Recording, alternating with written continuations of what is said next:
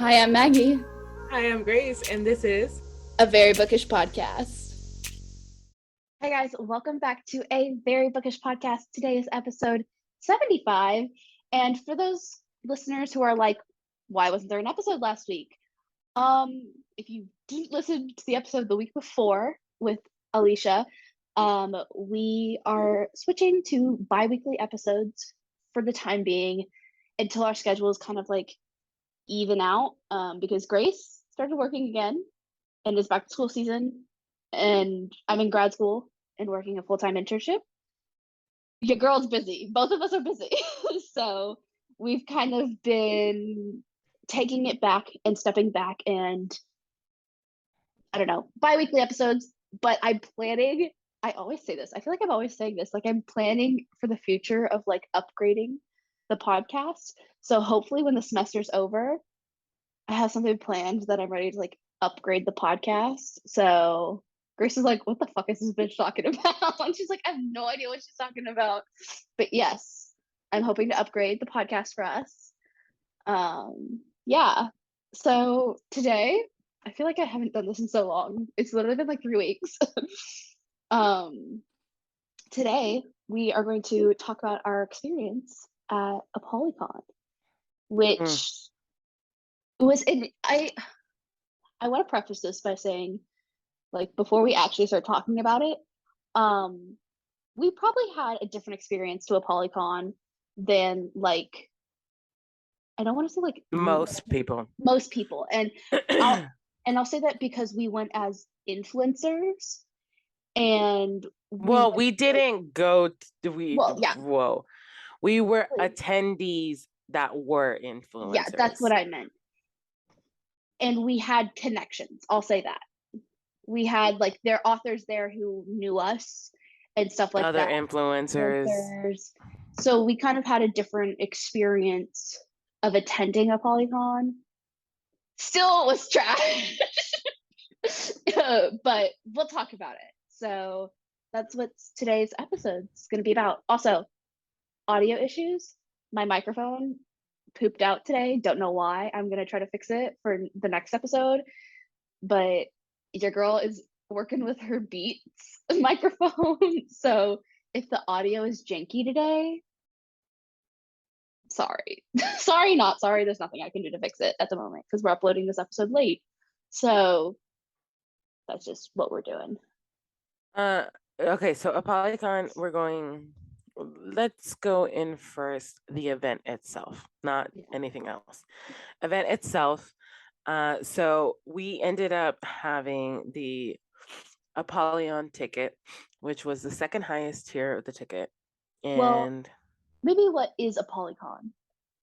Maybe first we should start out for maybe people who haven't listened or don't know what Apollycon is. Sure. Yeah, so Apollycon is JLA, Jennifer L. Armentrout, author of From Blood and Ash and all of her other books. She throws a book convention yearly in DC, and there's like a day of panels, and there's an author signing day, and like there's little events spread out throughout like this three it's usually like 3 days, but it's split from like half days. So that's kind of a Apollycon, and there's like different tier levels for tickets.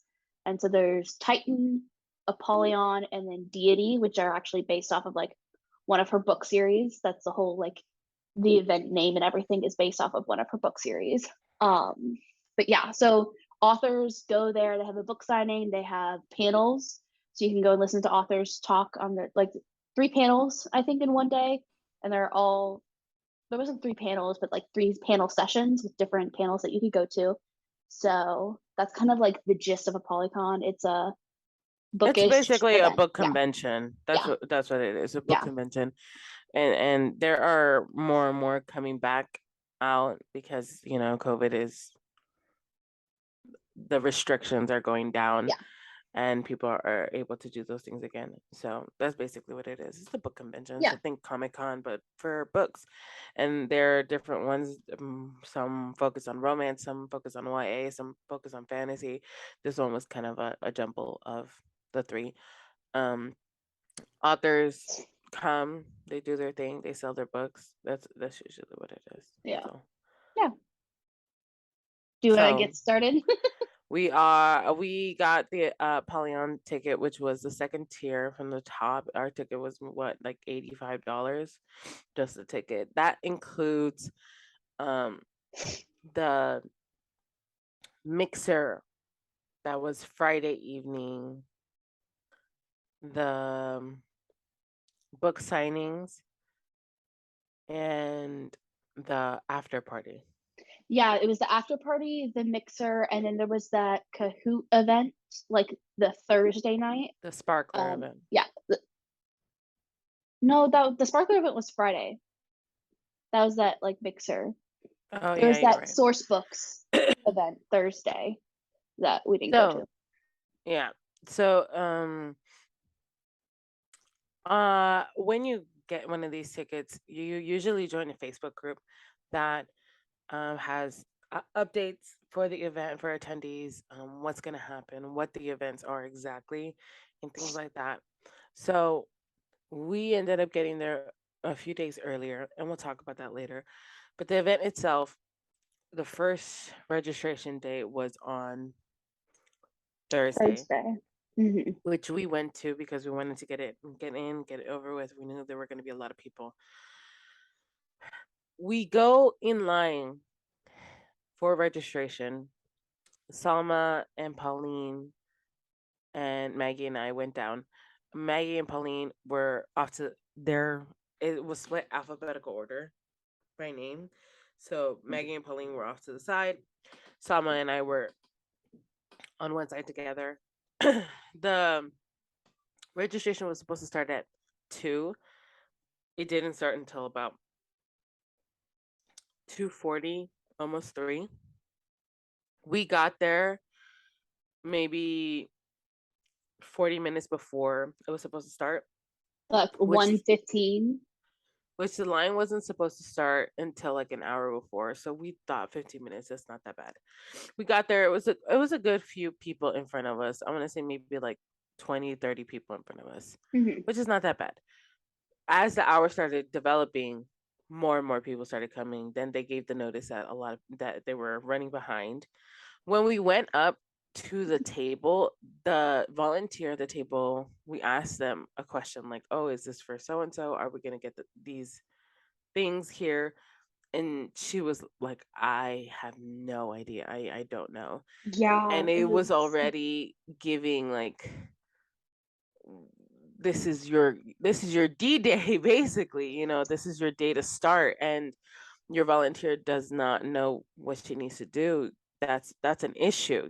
As an event coordinator, you need to make sure that your staff knows enough information that if someone were to come and ask a question, they can send them in the general direction of the full answer at least. And she did not, and it was not her fault at all. That, again, higher ups needed to do better at communicating what tasks were meant to be done. We end up getting in line, we end up getting our tickets, and we get our tickets, and you were also allowed to get wristbands for certain authors. So certain authors were like going to be bigger names, and they knew that a lot of people were going to go to them. So they wanted to do like management of the line for those authors. So they did a ticketing system, which was just a wristband and a number on it. And so throughout the signing day, they would call numbers, like a range of at least 20 numbers at a time, to come in. And I was under the impression at first that these ticketed authors, they were going to have a set number of people, and it was going to be maybe like 200 people, maybe. And that was it. If they ran out that first day, then they ran out. And which is part of the reason why we wanted to go the first day and be early, because we wanted to get those ticketed authors. Yeah. We go in, they let us pick any of, I want to say maybe they had 20 something authors that were ticketed. Yeah, I'd say 15 to 20. It was like a mix of YA. Was a lot. Yeah. It was it was a lot of authors. And So we were able to get whichever ones we wanted. We ended up getting Sophie Lark, Allie Hazelwood, um, Tessa Bailey, I think 2 other ones, but I don't remember the other ones. I got Scarlett St. Clair. I Okay. know Bridget Kremer. Kemner. Her. I got Stacey Marie Brown as well. But yeah, it was like a mix of like authors. And the thing is when we're waiting in line, like they had people kind of spread out because the first people that got there, they kind of were spread out. But like when it's getting closer to like 3 p.m., it was crowded. Like I was sweating because there were so many people packed into this one area. And I was like, and kind of the layout of the hotel is you walk in onto the first floor lobby. And on the first floor, there's the check-in, there's a little bar area, and then you go to the elevators. And then there's like this big open, like light, like glass ceiling, and you can go down an escalator onto one level that has a big ball, like a couple ballrooms, or not ballrooms, but like rooms for the event. And then you can go down another level to where they have a big ballroom. And the last level is like the biggest level. And they had us in the middle one, like like if you like one level below the main level. And it's tightly packed. Like there's people coming down the escalators and they're like running into the line. Like the line management was just icky. And that I think gave me my first ick, where they should have put the registration down below on the first level and had the lines be able to be more spread out, because it was just chaos of people standing around trying to like wait. And they had like people looped around and stuff in this small area. And thankfully we were there. I was so glad that we came early, even though we had to wait a lot longer. Because it kind of took us like, once it started going, it still took us like 30-40 minutes to get our tickets, I feel like, when the line started. It still took a while because they were doing it by like Apollycon Titan or like deity tickets, and then they had like spreadsheets. They were crossing out people's names with highlighters.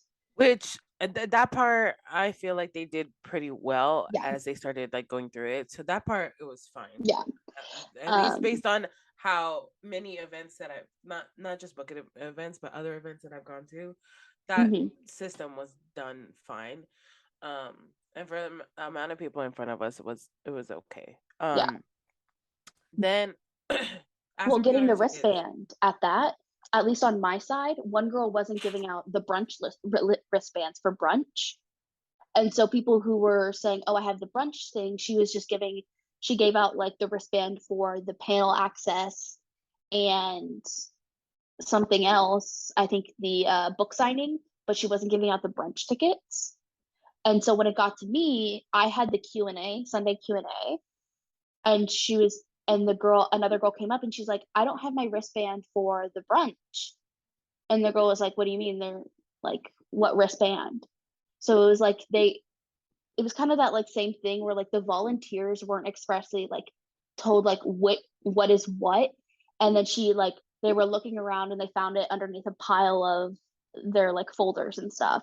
So it kind of was, but the tickets for the authors was where it really got icky. Yeah, they had a lot of them, and then we got our ticketed authors, and that was that. We end up going back to the hotel room that night, and they had the sparkler event that night, and the source books. No, this is source books. Source books, yeah, the source books game that night, which we had tickets for, we had access for, but we just didn't want to go to it. So that particular night event, we don't have anything to say about that one. Mm-hmm. The next day which was the Sparkler event. And earlier that day was the Titan Access signing and the Titan event. So they ended up another ticketeer. They ended up having their own separate thing to do that day. That's why for the night, for more of the other tickets, it was just the Sparkler event. Now in the Facebook group, this Sparkler event, everybody was asking questions like, "What is the Sparkler event? Like, what's the dress code? What kind of event it is?" And from the vibe that the admins were answering and people were helping deliver information, this Sparkler event was meant to be like a cocktail party, which is essentially what a Sparkler is. It's a mixer, it's drinks, maybe like some little snacks and mingling. That's what it's meant to be. And the Sparkler event was described as that, dress up nice. It's your chance to meet authors who are also going to the event and mingling. It's gonna be like maybe some light music, talking, chilling, hanging out nicely, right? So, event in our planning minds, we're like, okay, we gotta dress nice for the Sparkler event. It's gotta be we gotta dress pretty for it because the after party is a pajama party. So this is our night to dress pretty, like really nice. And other people too were dressing like people did cosplays, like people were dressed up in this gowns. is what everybody was thinking. This is the event. This is what we're dressing up for. So we're right across the street from the hotel that the event is at. So we're walking across the street. We're dressed up pretty. We apart from Apollycon, we had another event after this that was separate from Apollycon. So we were dressed nice for that as well. We end up going to the event. We see people with like their beautiful dresses. We see people in crowns and, like Maggie said, cosplays and everything. Like, okay, cool. We go down, and this is down on the lowest level. We were walking down, and we are looking for our tickets, making sure that we got it on, and then we look up, and then we run into someone. All right, we run into someone right before we walk into the event, and now we'll go into like who this person is. I think the person who you're talking about, we met the night before. No. Oh. That night. Was it that night? The person that you're talking about, we met Thursday night. You're right. Because we were going to the Source Books and they were just getting their tickets. I'm mixing up all of these things. Okay, so we're going down into this event, right? We walk up to the door. No, we did meet somebody, but we did meet another person that night. It was another influencer. We met another influencer. Yeah, we met another influencer that night. Which we'll go into later on. That night we're outside, we're talking, and then we're like, oh, okay, we're all gonna go into this event together, right? We're walking up to the doors, and then we walk into the event, and it's lines. And so they give us a paper at the door, which is like a questionnaire, guess the author kind of game. And then they give us a pencil, and they're like, oh, okay, you guys can fill out the game, jump into the lines, and they'll give you an answer for each of the questions. And then the first like 60 people that finish it or something like that get a prize. And we're like, okay. And they give us a little tote bag, and we're like, okay, cute. We see it, we're writing our names on the thing, and then we're just seeing lines. That's all it is. And no music, no nothing. It was they just had their bright lights on. Like everybody was dressed up, but everybody's standing in these lines, and it's again kind of like the lines for registration where it's this smaller room, but they're trying to pack so many people in here, and it's not giving off a vibe of a Sparkler event. We walked in there. We walked in probably like 7 feet in. We stopped at this pillar. We're looking around and we're like, this is the event. Like we can't even see the authors like little tables because they all had little tables. we couldn't even really see their little tables amongst all the rest of the people, and we're just like, this is not the event that we were promised. And yeah. it was just not good. So we literally were like writing our names, and the four of us were looking at each other. And we're like, do you want to go? And we're like, this isn't even worth it. Let's go. We dip out, walk out, and we go upstairs. And our plan originally, before we walked down, was to go to the Sparkler event for the first hour, and then head on over to our other event that was separate from the Apollycon, because that's the event that we were more looking forward to be honest. Yeah. We end up leaving, hanging out for a bit in the bar upstairs, and then we head over to our event separate from Apollycon. And again, we're just talking about Apollycon right now. Yeah. So that was the end of night 2. It left us sour. Well, the thing is when we left the event, we went upstairs to have drinks at the bar, and everybody was shitting on it. Everybody. The thing is, everybody was there. Everybody had their little gift bags, but we were looking around, and people were dressed so nicely. I saw this girl; she was in like full cosplay of Cassian. There was a woman who was like in like this sparkling dress with a crown. Like the vibe of the event and what we were told was drinks, like cocktail party, that kind of like darkish night vibe of it's gonna be like formal and like you're gonna have fun, and then you walk in there and it's like just a little game of against it felt like a mini meet and greet. That's what it felt like, a little mini meet and greet, and I was just like yeah. And a lot of people were so upset. Everybody was so pissed off. We walked into so many groups of people talking about it. So many people were like, oh my gosh, I can't believe that this is it. Like, this is such a letdown. The after party, the pajama party better be worth it, because we did not like come all this way for like half-assed events. Like, this has not been what was promised, what we thought it was going to be. And that was the census from everybody around.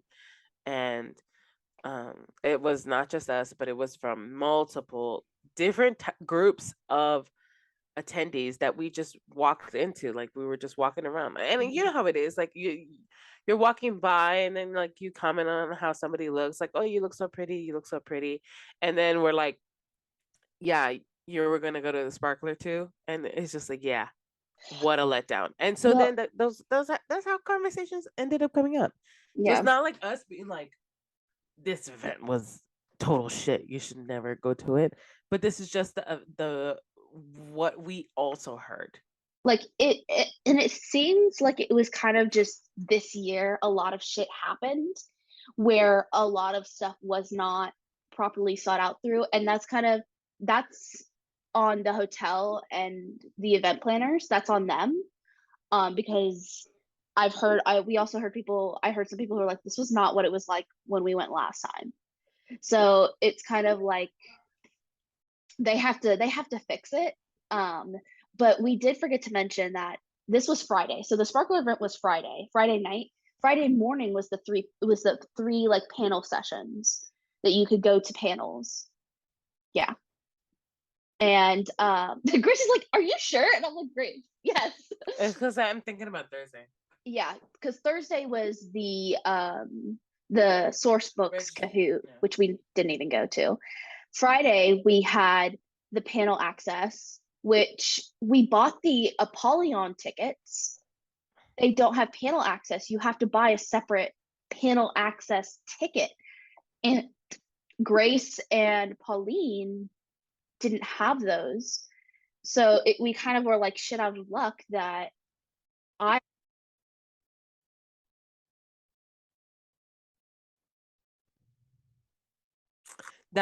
Maggie ended up getting a panel access ticket, and Pauline ended up getting like not having it, me not having it, Salma having it. So 2 out of the 4 of us had the access, and we were like, dang, do we go to it, do we not? And then I really wanted to see we all were excited for one of the panels to be like sure. In the end, like, Pauline was just like, you know what, it's fine, like, I can see her later, blah blah blah. I really wanted to go because I really wanted to support Alexis, Daria, and Mia Sosa at their panel. So I really, really wanted to go. And then Sama was nice enough to let me have her panel access to go to this event. So Maggie and I went to this access to that panel, which was the Yeah. last panel. We went to one of the panels out of all three because it just And yeah, and it was the romance and like best friends, like girlfriends, like group of friends. It's the brains beauty. It was like that brains beauty, whichever one where they Yeah. talked. Yeah. And it was them. It was really nice. The panel was done correctly. We did get in. We had access. There were like multiple entrances into the panel room. Everybody went in. We were able to get seated exactly where we wanted to. Everyone sat where they wanted to sit. They had more than enough seats too. They had more than enough seats. Everything, the sound was good. The questions were good. Everybody was able to talk. You were able to even go up and talk to the authors for a little bit after. We were able to ask questions if you wanted to. The panel was done very nicely. The panel was very nice. It was. At least that panel that we went to. Really, really well. I was able to go up to them after and like say hi to them and like tell them like, that I'll see them tomorrow at the signing. It was really, really sweet. As you guys know, Alexis Daria is like one of my favorite authors ever. So it was really nice to be able to see her and to be able to support her and like show her like, people are there for her, And it was funny because the night before, she literally picked you out of the crowd when we were standing at the bar. She walked up to Grace and was like, "Hi, Grace." And Grace looked over and Grace was like, it was great. But we'll talk about that later. We're just talking about the events. And so it was really nice. The panel was nice. And then the sparkler was a shit show. So then yeah, and then we had an event after that we'll talk about later. But so then book signing day. Saturday was the book signing day. And kind of how they had it was you had Apollyon and Titan A group and Apollyon Titan B group. And so we were in B group, and B group was on. Well, Titan had their own signing day. Yeah, but they also had Titan didn't need to be there, but if they didn't get to see who they wanted to see on the first day, they could come to this one. So Saturday was set up of like so they had half, like you had 2 sessions. You had 2 3-hour sessions. Because Deity was also, they had access to the signing. So Deity was only access to signing. Yeah. Yeah. So it was group A would go to one room and group B would go to the other room, and then they would break for an hour and then switch rooms. So we were in group B. So we went down to the very bottom was the big ballroom where they had like Ali Hazelwood, JLA was there, Sophie Lark was there, Megan Quinn was there, Alexis. They had a lot of Mia Sosa. They had a lot of authors there, but it was split. Adriana Herrera was in there too. Yes. Tracy Maxwell. Raven Kennedy was there. Kennedy was there. Trying to think. Gina L. Maxwell. Yeah. Bought some of her books. So what was very interesting is that they had those split hours, but by the time the first session of the book signing end, the people in our room, a lot of the authors like Megan Quinn, a lot of authors sold out of books. So they were out of books and they were like, we still have another like half day. Because so authors, when they're going to events like this, they buy their booth. So they pay like a certain amount of money to buy their booth. That money goes to like the event itself. It goes to like, the room, all of the things that the event has to pay for. That's how they help pay for it, because the authors end up buying their booth. They could range from like $400, $300 to like, $1,000 a table. It depends. And then, the more you pay for it. The bigger table you get, the more space, whatever, things like that. That goes on in the event itself.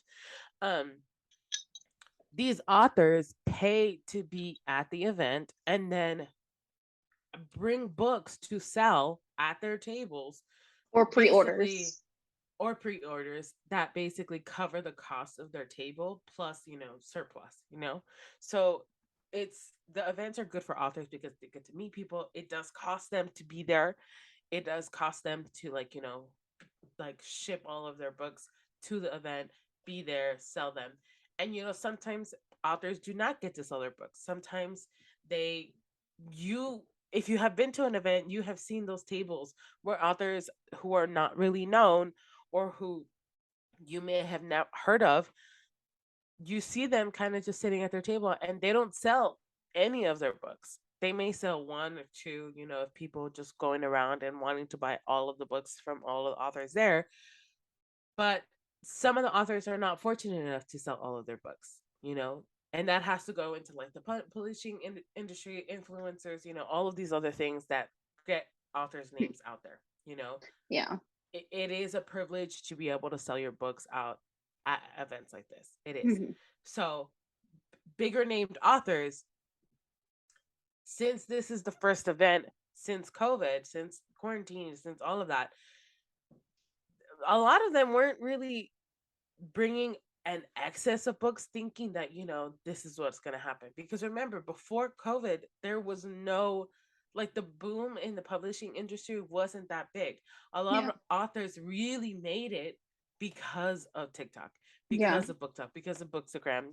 They made it because of what we do as influencers, as creators on the platforms that we have, whether you're big or small, So a lot of them were like, the last time I went to an event like this, I sold nothing, So a lot of them were like, bringing They're being enough. cautious, but they were like, and I'm not faulting like the authors or like the event, but it was just something that like, at least I noticed where I was like, fuck, like half of the people are going to come there and they're like, okay, we're going to buy books. Because the upstairs people, when we went, at least they still had a decent amount of books to be sold. Because the splitting of the like thingies, they had big authors on both sides and then a lot of like smaller authors spread out, but a lot of the big ticket authors sold out really quickly. Well, a lot of our big ticket authors were up that's there. true, because there were ticketed authors in the other room, but just not really that we were interested we in. were seeing, because there were more YA authors that were ticketed downstairs than there were upstairs. Upstairs were more romance ticketed authors. Some romance were downstairs, but our big hitters were upstairs. And because it was a bigger room, more space our big and more hitters, they were flow. downstairs. It was on the very bottom. Was the main ballroom that we were in. Yeah. And it was like more space, more flow. It just was better. It felt like a convention area where there's a big room and you really have like high ceilings, super you big. kind of can go through and walk through, which was really nice because we got to see a lot of authors. We did. I saw was not Gina. Crowded. It was pretty good. We also came like an hour later. Yeah, because the event was supposed to start at 9. We were in line for it, like before 9:00, and I saw people like eating, and usually that's like a personal thing.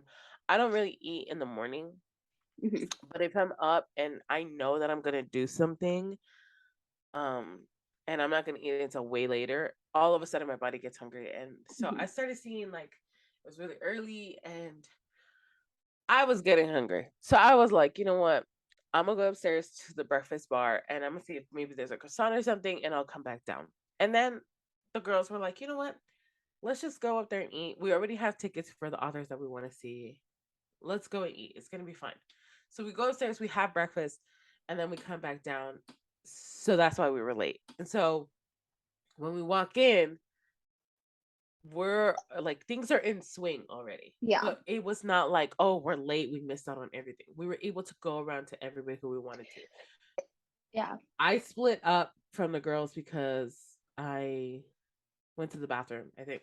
I did something. You went to the bathroom.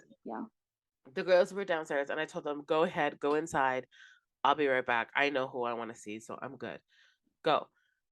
So they went in and I saw where they were, and then I shot straight over to Alexis, said hi to her, was able to meet her. The line for her was not long at all, which kind of broke my heart a little bit, but she had maybe like 5 people in front of me, and I was able to wait in line, say hi. Everybody's wearing masks. Keep that in mind. When you're in the event, everyone is wearing masks.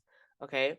So we're in line. I go up. I see her. We are able to chat, and I get to ask her how she's doing, and that's my thing. So going to these events, I know that you know we've been fortunate enough to talk to many authors, so we know. For me to meet them, it's just like, yes, starstruck, but then also like they're a person. They're doing their craft. They're hustling. They're people, they have fears, they have insecurities, and so I like to acknowledge that when I go up to a table. And so usually one of my first questions to ask is like, how's it going for you? How do you feel? Do you feel like it's going good? Have you been getting people? Things like that, checking, giving them like a check-in moment. So I was able to do that with her, talk with her, take a picture with her. She had an art there for me, to give me, which was Take the Lead, which is her first book that she published, and she is republishing it now through the publisher, and it comes out in February of this next upcoming year. The cover is stunning, and she gave me one, which is so incredibly sweet of her. And then, well, I guess I could touch base on that a little bit. Like, me and Alexis, we have been able to talk through DMs and also here on the podcast, and so like we know her very well, enough. We know her Grace enough. knows her the most. Grace is like tight with her. Yeah. Grace is like, they're like besties. Like, well, not that. not besties, close, but like y'all know each other and like talk. We know each other enough, and so you know she did have that book set aside specifically for me, which was the most incredible feeling ever. I never thought that I would get to feel something like that ever. And she signed it for me, and then she signed a couple of other things for me, and that was that. I was able to go on, and I got to meet Priscilla Oliveras as well, which is another which is a Mexican Latina author, and she is the author of West Side Love Story and the Island Affair, I believe it's called. Yes, Island Affair and Tropical Hearts books. She is West Side Love Story is one of her newest books. It is the one with the all women mariachi band in San Antonio, Texas, and then a rival band. And clearly, West Side Story. You should know the gist of the story. Anyways, she has a second book coming out in that series called Kiss Me, Catalina, which comes out, I believe, in November. And I was able to talk with her, and she recognized me enough, and we were able to chat for at least a good couple minutes between between the two of us. And she also had an arc for me there. Authors do have arcs there for their upcoming books that they do give out. So if you're fortunate enough to get there earlier in their signing time or their signing people, you might be able to get one of their arcs, whether you're an influencer or not. So that us getting an arc does not mean, oh, it's specifically for influencers. It's also like if you were early to their table, you were one of the first 20 people to their table, you might have gotten an arc. So that it's not just uh a moment that is only saved for like us. Anybody could have had that. She did set aside one specifically for you though, because she knew you were coming, and she was like, "Oh, I'm giving this one to Grace." But she had like posted on her Instagram like, "Oh, like I have arcs for people who are first come, like first serve." I think she said something like that. So, yeah, it was a thing like that. So yeah. I was able to meet her, and then my thing is that I went straight to all of the Latinx authors that were there. That was my thing. So I wasn't with the rest of the girls. Everybody was kind of like, we're all in like the same room. So some like Pauline, Salma, and I and Maggie, sometimes we split off. Sometimes we're like at the table right next to each other. But we always like went back to Well, each other. because what was happening is, so we had gotten the ticketed author tickets the day on Thursday, and what they did is they would call out one like every 50. They'd call out 50. So 1 through 50, you can now go get in line for this ticketed author. 1 through 100, you can go now get in line for this certain author. 1 through 235, you can now. So they were kind of working like that. So we would kind of sometimes split off because our numbers would come up and we're like, okay, I'm gonna go get in line for this author. So like for Ali Hazelwood, I jumped in line to go get in her line, or I think for like Megan Quinn or like Sophie Lark, we all like jumped in at separate times because we all had separate numbers. Even like we all had ranging numbers, even though we like got our tickets and we got our like ticketed that slips, I don't know, wristbands for the authors. We all had like wide ranging numbers because the numbers range from like 1 to 400. It was a lot.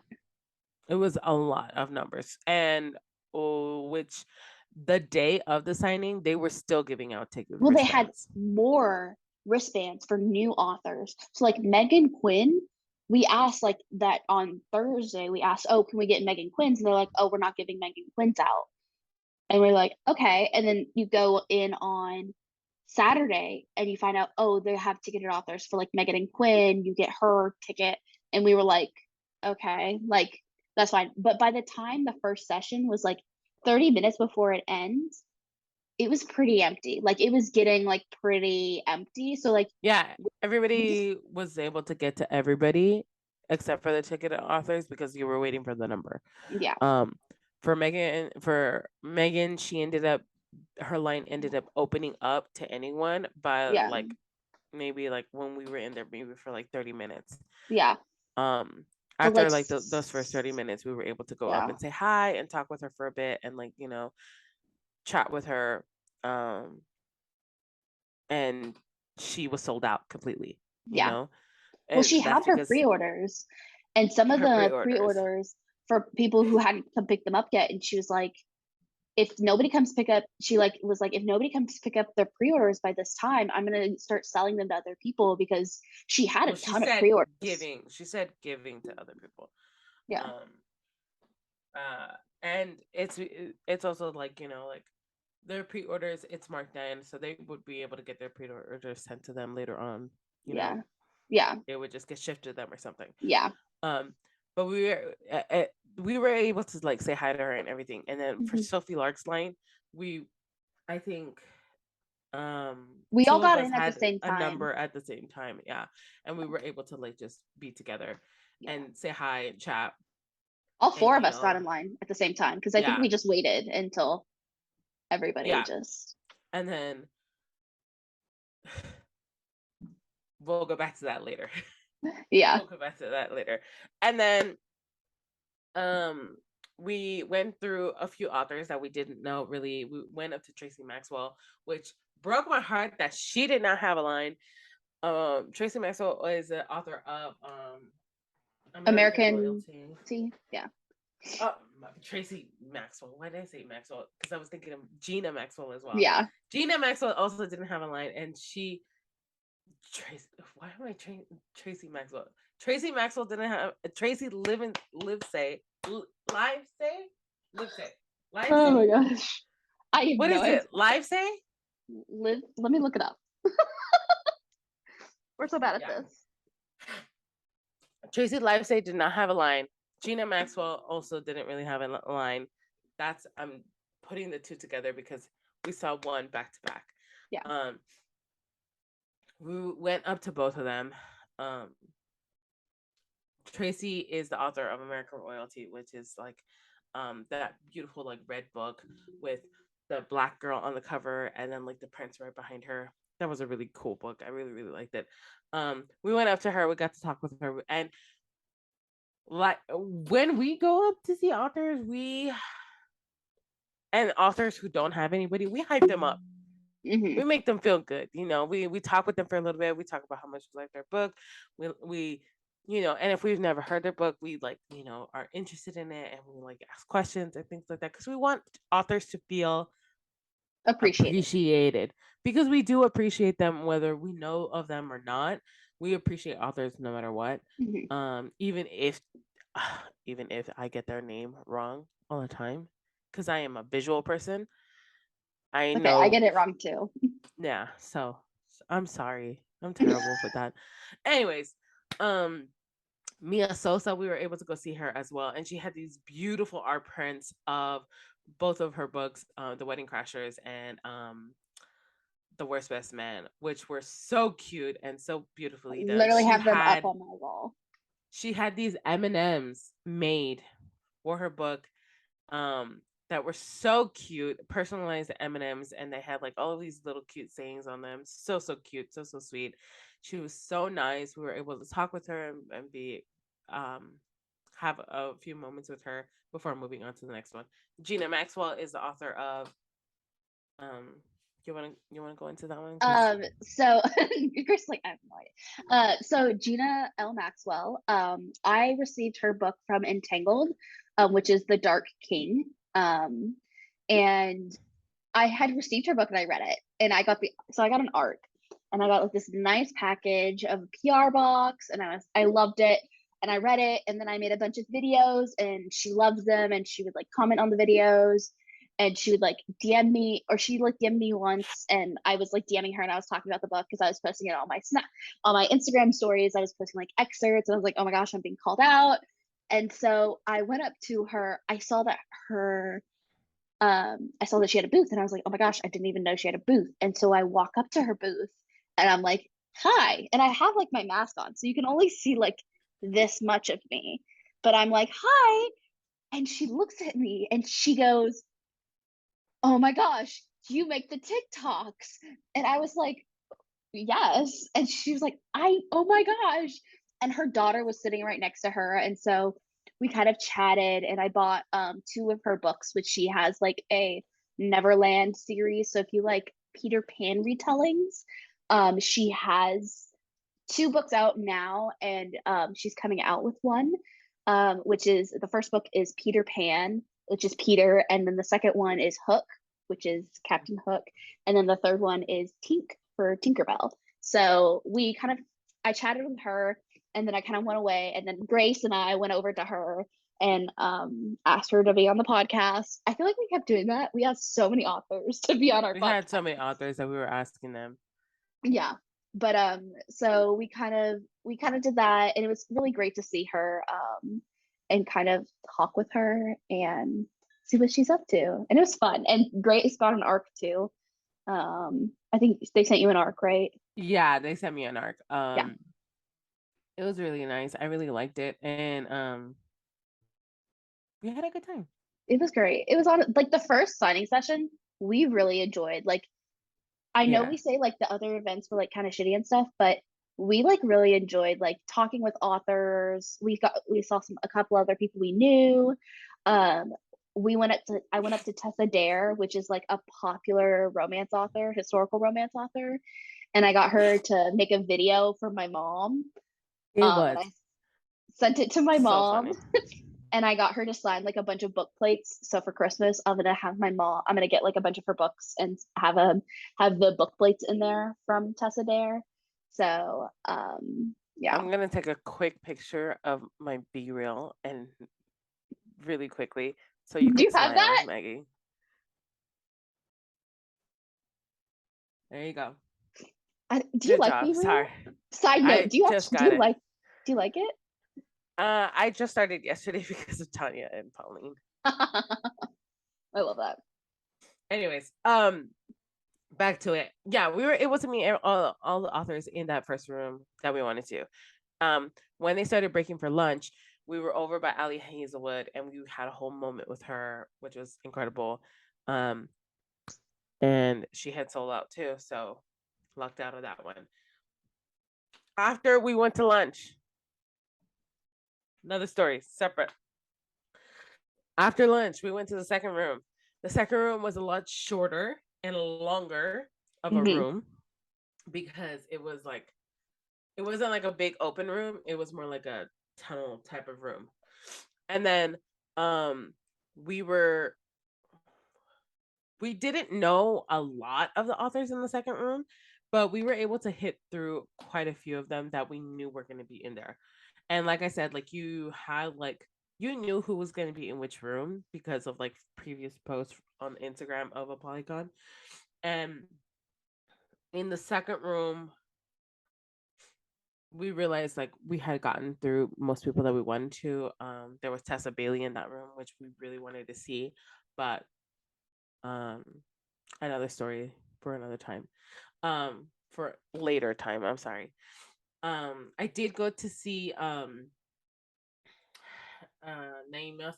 Simone, which is the author of the Christmas Band and Rose Band, and Christmas and Rose Band, or Road to Rose Band, which is a series that I really, really like and I really enjoyed. And I made like a whole bunch of like reaction videos on my Instagram story for it.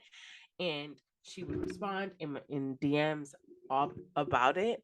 And it was so sweet. And so remember, I'm wearing a mask, went up to the table, and I'm like, I'm so nervous, thinking like, I posted about this book months ago. Will she still remember me? I don't know. Went down.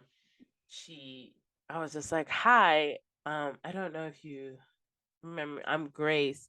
And as soon as like her eyes like looked up, she looked right at me. Recognition was automatically there. We able to talk, enjoy each other. Very, very sweet. Awesome moment. And I'll go into that, our author interaction later. Going through this event, we were able to walk and loop around. I feel like there were a lot more authors in this room. It was a more packed, and it was a bigger flow of the room wasn't the same as in the bigger room, because the bigger room was all open space. This one was smaller space, but it was connecting rooms. It was long, and the ceilings were a little bit shorter, so it felt like it was more compact. It was still a pretty big room, but I felt like because there was so many authors in there, it felt small, I feel like. And they were calling out ticketed numbers for Scarlett St. Clair, for Laura Tahassi. I don't know how to say it. Yeah, the Pestilence, the Four Horsemen series. Yeah, which she had a long line for that one too. And so, anyways, we're able to go around to a lot of new authors that we weren't really sure of. We ran into the Smut Squad, quite a few throughout the day, which we had met them the day before. And so it was like catching up, being like, oh, who do you guys want to go to? What author should we meet up with? It was a pretty good event. I was able to get like, I did not bring books, nor did Maggie. I believe I only brought like 2 books of books that I already had that I wanted signed. Everything else I was doing with like signed book plates that I had printed and made myself, and I had authors sign those. I was also able to see like Mona. What's her last name? Oh, I have her book here. I have her books too. Yeah. Mona Schroff. Yeah. Mona Schroff, which is the author of The Second First Chance, and she is a Desi author, and she has a few other books through Harley Quinn, which we were there to talk about, because I went because she had the cover poster of the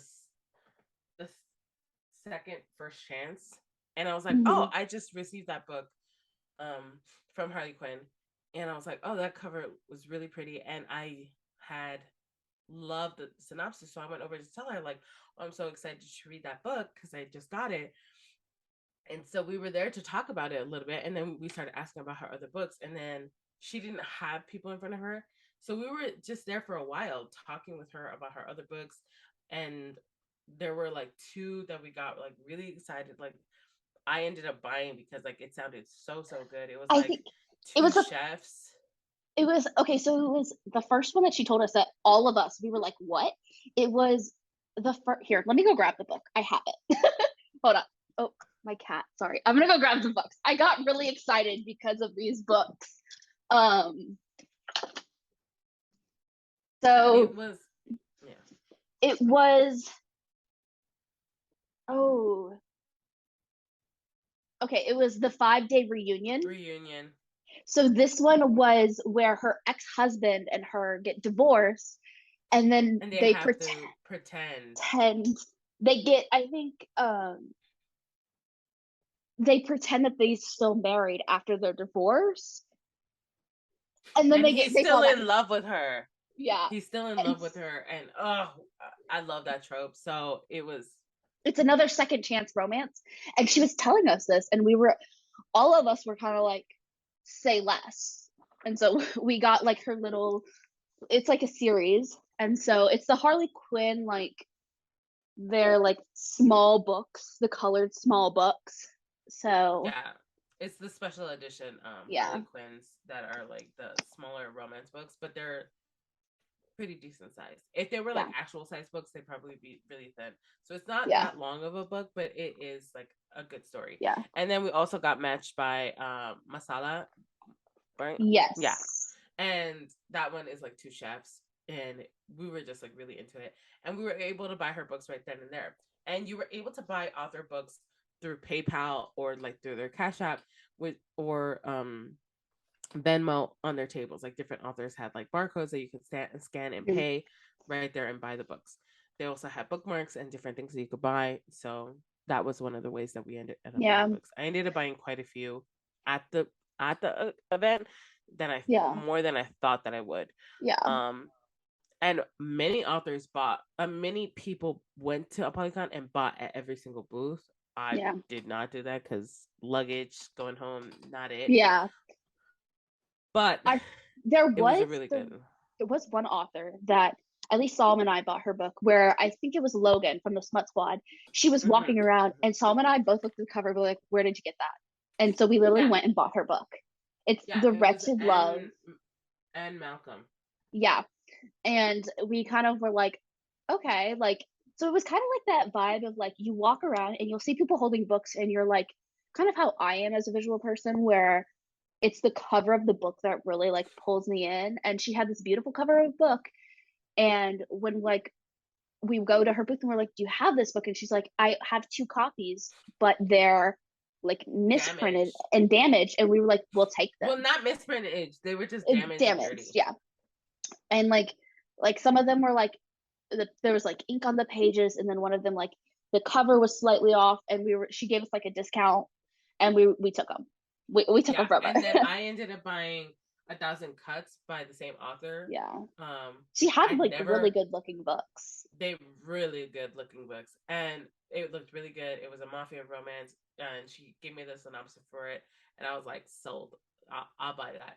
And then I was starting to get into a mode of like, see it, I want it, I'll buy it. But then I was just like, you know what? Let me relax, because I said I wasn't going to buy that many, and look at me. And anyways, we were able to buy quite a few books. We were able to see quite a few authors at that moment. Pauline was just like, you know what? I'm tired. I'm gonna go upstairs. Salma and I and Maggie were like, y'all got in line for Tessa Bailey. And to have her sign my books.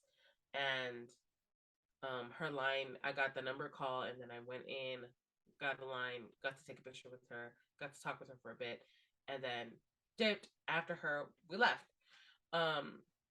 After it, Tanya was upstairs with Pauline, and then we ended up leaving, going back to the hotel, and there was the after party later that night. So later on that day, we went sightseeing, and that's separate. Then no, we didn't go sightseeing that day. Yeah, we did. No, on Saturday we went for drinks, and then we went for one thing. On Saturday? Yeah. Did we? No. Yeah, we did. Because then we went back the next day on Sunday. Bro, anyways, this is why we can't do wrap-ups a month later. Because we both don't know. Anyways, whatever. Oh, no. You're right. We did go to get drinks. We went to go get drinks with people. Yeah, we went and then after we were went gonna go to the after party. Maggie and I really wanted to go to the after party. Pauline was the kind of pajama feeling, party. Yeah, the pajama party. Pauline was kind of feeling like maybe she was kind of tired, and it was a lot of like social interactions. Yeah, we were feeling our social battery drain. Yeah. So like and so after we were thinking maybe just go check it out, see what it was, because we were having low hopes because of like the sparkler event. So we went. Well, we had To like the we went back to our hotel room after we got like drinks. Went back to our hotel room. We had another person come and kind of hang out with us, and we kind of just like chilled. And it hit like 8 p.m. and we weren't rushing to go to the pajama party event because it started at 8, and we were like it was like 8 to like or 7 to like 10, 11. 11:30, and we were like we don't need to go immediately when it opens. We don't want to wait in line. So we kind of waited for like an hour and a half, and then we finally went to the pajama party where I literally wore a sweatshirt and like I didn't dress up. I wore what I slept in. I was just like, this is a pajama party. I'm wearing my pajamas. And it was like, we were like, you know what, we'll come, be here for maybe 30 minutes, and then we'll go back. That's what we thought. We went. They were supposed to have an open bar. The hotel, apparently, Apollycon workers Had set up set up bars, the bar, and the hotel took it took down. the bars down. So there was no bar. And it was a cash bar. So it wasn't like, oh, the bar was free or whatever. Yeah. So that was sucked. People were dancing. We were like, me, Sama, we were like, we don't know, because you know someone could dance, and I like to dance, and someone was just like, oh, I wonder what kind of music is gonna be, and I bet you it's gonna be like a whole bunch of like what we like to say as like white girl party music. Dance. Yeah, my type of music. Which is fine, because you know I like that music too, but you know if it's an after party, you gotta get down and dirty. you know. And so then the DJ, he was black, and we went up, and it was like me and Giselle and Salma, and we went to dance, and we were like, okay, you know, like we're trying to live in the moment. Let's forget about it not being what we thought and be in the moment, right? And it was playing like some song, some white girl song. And then all of a sudden, I feel like he saw us and locked eyes with us and like was like, cool. And like then switched it up to play reggaeton. And right before that, Pauline was like, oh, we're going to go get drinks, like, and we're going to go to the bar, the main bar in the hotel lobby, get drinks and bring it back down. We're like, okay, yeah, let's go. And we take 2 steps off of the dance floor, Giselle and I and Sama, and then we heard the song and we turned right back and we're like, yeah, just get me this and that. And so Maggie, I think you went with her. Yes, Pauline and I went upstairs. We met with another girl, and we ordered at the bar, and that's where there was a line. There was a long line of people who were waiting to get drinks to the bar because there was no bar downstairs. Yeah. And downstairs back at the party, we were having me, Giselle, Simon, we were dancing. We were having so much fun. He played like 3 reggaeton songs back to back, and it was good. And we were dancing, and and people were making space for us, and we saw the people dancing around us, and they were like, whatever. Like, you know, everybody was doing their thing, you know? And it was cool. And then all of a sudden he had to switch it back to like the white girl, like soft music, and we were like, dang. The white girl pop. Yeah. Yeah. And so then we were just still dancing, but just not as it was. And then he switched it up and he started playing some bangers. And it was kind of like him saying, like, I want to play this music for you guys, but then I gotta play something for the white girls too, which majority of this event was a lot of white girls, a lot of white women, older women, yeah, 35 plus women, or like older women, like that type of age range, which is usually like JLA's like main fan base is like the Yeah. older women or like the really really young new adult women, um which is fine. It like okay, I would have loved to see more people my skin color Mhm. there, more different diverse people there You want a as diversity there. attendees and also Mhm. as authors, but there was like those authors that I was excited to see. Anyways, we ended up staying at the after party for a while. um in the time that Pauline and Maggie and were upstairs getting the drinks, they did the giveaway, which was supposed to be done at the after party. The giveaway, and like JLA came and she did like her final thoughts, and like she came and spoke. Like we were on the corner of the dance floor right next to the DJ, and that's where she came and stood. So she was like right in front of us as we were talking. And me, I am no longer a JLA fan. It's just not for me All of us are anymore. kind of we're Yeah, over we're her. just like we're just like She it's over. murdered our favorite characters, the like Game of Thrones season 8 style, and just It was just not it anymore. So I was kind of like, whereas before, like asked me a year ago, I would have been like hyperventilating that she was right in front of me, and that was not the case this time. But yeah. anyway, she said thank you to all the volunteers, to the people who did the event, and blah blah blah, and said her few words, and they did the giveaway, and that's when Pauline and Maggie came down, and we were at the table like resting, I think, for a little bit, and they did the giveaway, and people were like, Like a mass exodus of people after the giveaway. yeah, they did the Mass giveaway, exodus. and so many people left. So I want to say like 3/4 of people left from Mhm. the after party as soon as the giveaway ended, which goes to show these people were just here for the free stuff. They were here for the free stuff because even before, at the earlier of the event, they were giving out goodie bags for the first like 200 people or something like that. Yeah. It was like a number, I don't know what it was, and they were giving out the bags, and then all of a sudden, uh, what we did not see that there was like pushing and shoving and like fighting over these bags, and it was just these attendees really had no shame. These That's all white I'm saying. women, these older white women who really just had no shame. Apparently, there was some pushing. And this is probably like the most hustle that these women get into. This is like them fighting for their lives, is them pushing and shoving and like swatting women. This is like Think like the Black main. Friday type of Yeah, videos. Think that. yeah. That's exactly what I would say. Yeah. So they left right after the giveaway. So they just were here for the free stuff, and you do you, boo. Whatever.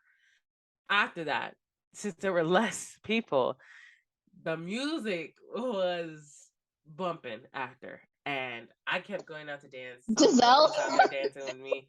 Giselle was out there. Giselle walked around with a Play Bad Bunny sign and she went up to the DJ and he looked at her and And he's like, okay. all right. And so he started playing some good music. He started playing some bumping music. He knew what he was doing. And then, they did the, typical wedding party songs. They did Cupid Shuffle. Shuffle, the electric slide. They did you know, all of those like what the wedding songs, the group line Or the dancing like songs. the like songs that like are classic, like middle school, they would play at like a middle school dance and you would be like, and the whole like middle school would join in. I don't know if you did that, but yeah, Yeah. And so that's what. they did all of those songs, and it was cool. And then that's when Tanya and Britt, QB Tyler, and Prince, what's her? I forgot her name. I know her username. I just Anyways, know that it was QB and I just know Tanya and QB were there. yeah. Oh well, yeah. And then Well, they ended Giselle, up well, coming. Madison came down with Pauline and I. Madison, thank you. Madison came Madison, down with, and yeah.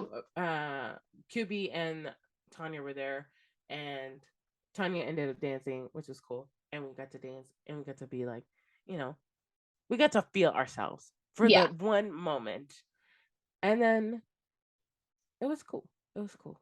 It was a good time. Pauline ended up getting tired, and she ended up going upstairs, and Madison left, and then QB and Sama, me, and you. Yeah. And I Giselle. stayed because I was like, I'm getting my money's worth. I was like, I am getting my money's worth. Like, I'm staying here. Like, I was that, like, you know, the grandma who like sits and watches her kids dance. That was me. That was my vibe. I stole the light. Yeah, the little table centerpiece, which me and Giselle were looking at each other and we're like, bro, we're Hispanic. At parties at centerpieces, they're take 'em. automatic take homes. Like that's Yeah. a thing. And Yeah. apparently it's not a thing for everybody, which I'm starting to realize the more I hang out with people who are not Hispanic, that Yeah. So I took it. you don't take the centerpiece. But she took it, and I was just like, yeah, that's fine. Take it. Mhm. You know, Take then it. again, this is an event, and you probably Yeah. shouldn't have, but you did. We were all playing with the lights. Charge Nobody me else the was playing with the lights. But that was like my happy thing is I was with myself dancing. I mean, like my grandma jig where I didn't have a lot of alcohol in me, and I need a lot of alcohol to dance. We had one drink in us because we were not. The alcohol there was so expensive. It was so expensive. I was so like, expensive, but the overpour was real. The overpour was real. Yeah, but yeah. It was So cool. We ended up leaving maybe 10 minutes before, and it was so cool because we were dancing, and when it was only like maybe like 15 of us left, it was just us dancing, and there was this other girl who came over into our group, and we're dancing, and we were all like dancing together. It was such community moment in that time. It was cute. We were all dancing together. It was so sweet. And Salma got down with it. Yeah, Salma kind of like protected her too from all the guys, like the eyesight. Well, there were hardly no guys. The only guy that was there was the DJ. Yeah, well, there was one guy that she was just like, but we were like, we'll create like a barricade for you to like dance. So that did happen, but it was fun. Yeah. It was a lot of fun. It was. And then we ended up leaving, and then we went upstairs, and then that was the end of the event. Now, that was like, I will say this. When we did our registration, they gave us a special edition of A Shadow in the Ember, which was by the Bookish Box. And if you guys have been here since the beginning, the Bookish Box, I used to be ride or die for them. I used to be the one that would tell people to get them. I'm talking about, this is 2020 June, right? When we did a whole podcast episode. I was like all about them. I got Maggie into it. I got so many people onto Bookish Box because I loved it so much. And then when they were good, when they had really good quality, and their boxes were like themed, and it felt like when you open the box, you were like, oh my gosh, this is so cute. Like we would do our, like, that's kind of how we started our podcast, was because of the Bookish Box. And because we were doing monthly live videos of us reviewing the Bookish boxes that we got. And so lately it has not been it, and I canceled my subscription a long time ago. And so the Shadow in the Ember special edition that we got, we did like a whole unboxing in our hotel rooms the day of the registration. So this is going back to the first day, and we were like, all right, let's see what we got. The goodie bags was just like, you know, a goodie bag that you just random, a lot of promotional stuff in there. Yeah, like cards and like, you know, like this. There's one art print or something like that. Like pencil bag. There was like a book. There was a cloth, a sleeping mask, magnets, and a bookmark. That's what it was. And then the book. So we all opened the book at the same time, and we're looking at it. And of course, because it's the Bookish Box and because this is 2022, the book is misprinted. The foiling was off. None of the foiling of the 4 of our books matched placement. Off-centered. Yeah, it was either off-centered or one of us had it printed perfectly in the center on the front, and then the back was not. So it was either the edging. Or the other. The sprayed edges edging was off, meaning it wasn't sprayed. Like there were crescent moons and moons on the edges, and some of the moons were off to the side, some were not. The edging was not okay. The formatting, like, was not different from a paperback book, so there was like huge gap at the top of the page and at the bottom of the page. And the signing page, which was nice. The end papers were pretty. Had the book been like, if you don't look at the book too closely, be like, oh, that's pretty, it's nice. And then once you like get close enough to hold it in your hands, you're like, this is off. Which was expected from us. I was not gonna keep this book. I sold it. Immediately when I got home. I was in the airport and I sold it. Like upon like arriving home, I had sold it. And I sold it for maybe like $150. I'm like, I'm gonna make my money back from the ticket, and that's about how much a special edition book would cost with sprayed edges, with foiling. So I sold it. It sold up quick. People bought it. I saw people selling that book for $1,000, and I was like, bro. I saw somebody buy it for $600, and I was like, that's a lot.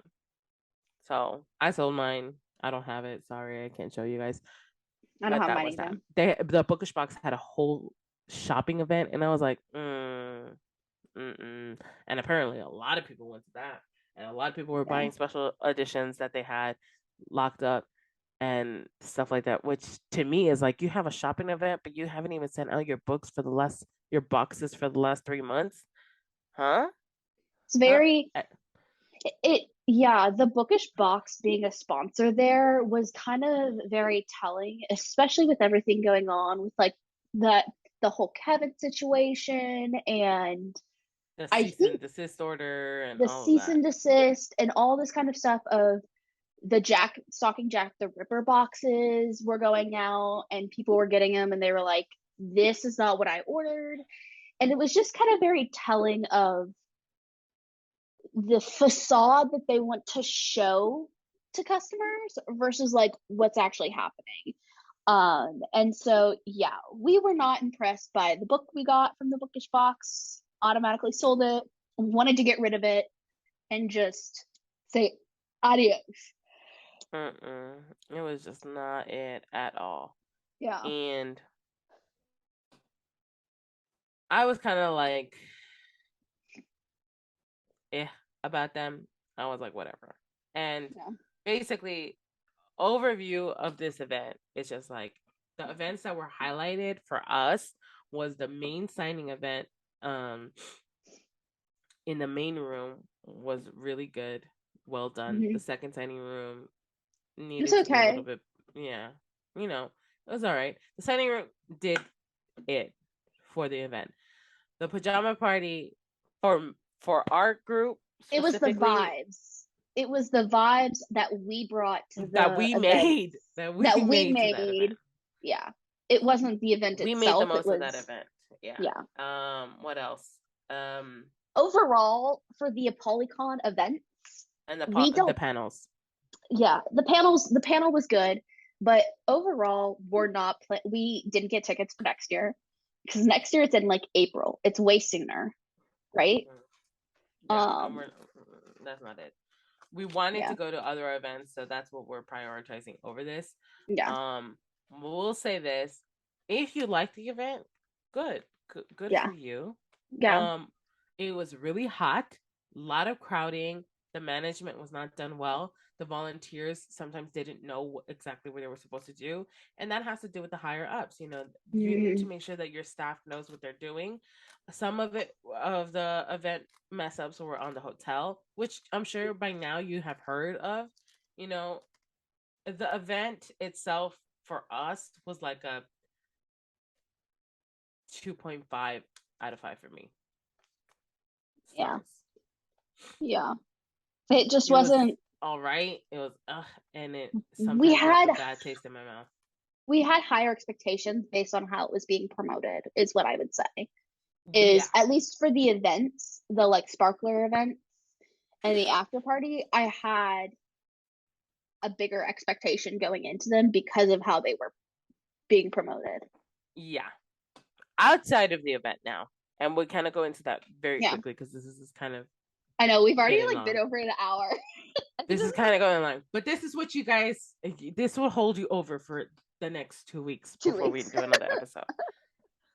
Look, we are very fortunate. Let's say that once again. We are very fortunate because we are influencers and we do communicate with authors because we slide into their DMs and we have connections. With Pauline was there and Salma, which are huge creators. And they have connections with authors. Yeah, and they're our friends. And they know people. And me, who I don't post that much and who I'm losing followers every single day, I'm just kind of like there and I don't care about that stuff. So, yeah, to me, it's not. We were able to go along. That's the thing. We were able to be there. And kind of that experience of having those connections is we did have dinners and lunches with authors, and we would see authors outside of the events. Because we were always in the hotel. Yeah, we were always in the hotel. So, and we also I kind of do want to talk about one event that we did go out to outside of the Apollycon, which I think was the best event that we went to. Yes. Was Under the Covers podcast, which is another bookish smutty podcast. Meg, she had an event, a live podcast event with the Smut Squad. And when I tell you, Apollycon should have hired her to event plan. They should have. Granted, this was a much smaller. This was 50 people, but she had author signings. She put this together in 2 weeks. It was amazing. There was a bar. There's a cash bar there.